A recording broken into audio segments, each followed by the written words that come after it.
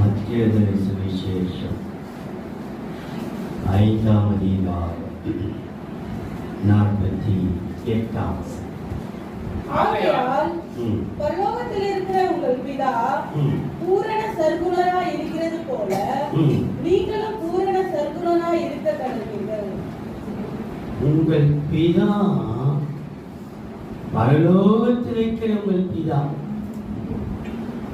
பரலோகத்தில் இருக்கிற உங்கள் பிதா பூரண சர்க்குணராய் இருக்கிறது போல நீங்களும் பூரண சர்க்குணராய் இருக்க கடவீர்கள்.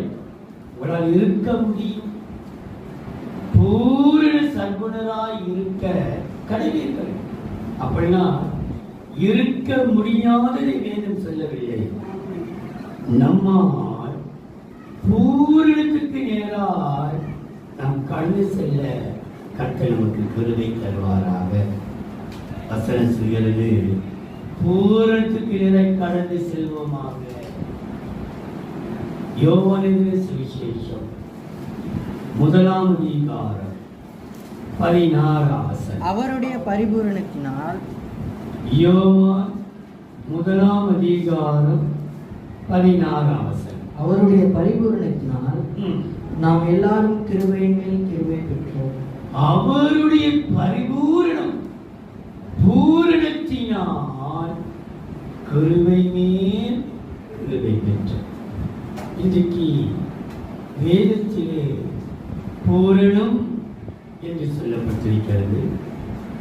அதற்கு அடுத்தபடி பரிபூரணம் என்று போடப்பட்டிருக்கிறது. அதற்கு மேலே சம்பூரணம் என்று போடப்பட்டிருக்கிறது. பூரணம், பரிபூரணம், சம்பூரணம்.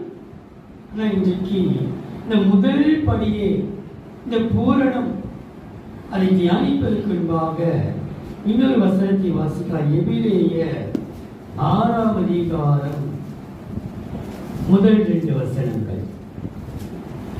ஆகையால் கிறிஸ்துவை பற்றி சொல்லிய மூல உபதேச வசனங்களை நாம் விட்டு செத்த கிரியைகளுக்கு நீங்களாகும் மனம் திரும்பினால் தேவன் பேரில் வைக்கும் விசுவாசம், ஞானஸ்தானம் படுத்த உபதேசம், கைகளை வைக்குதல், மரித்தோரின் உயிர் தெழுந்துதல், நித்திய நியாய தீர்ப்பு என்பவைகளாகிய அஸ்திபாரத்தை மறுபடியும் போடாமல் பூரணராகும்படி கடந்து போவோமாக. பூரணராகும்படி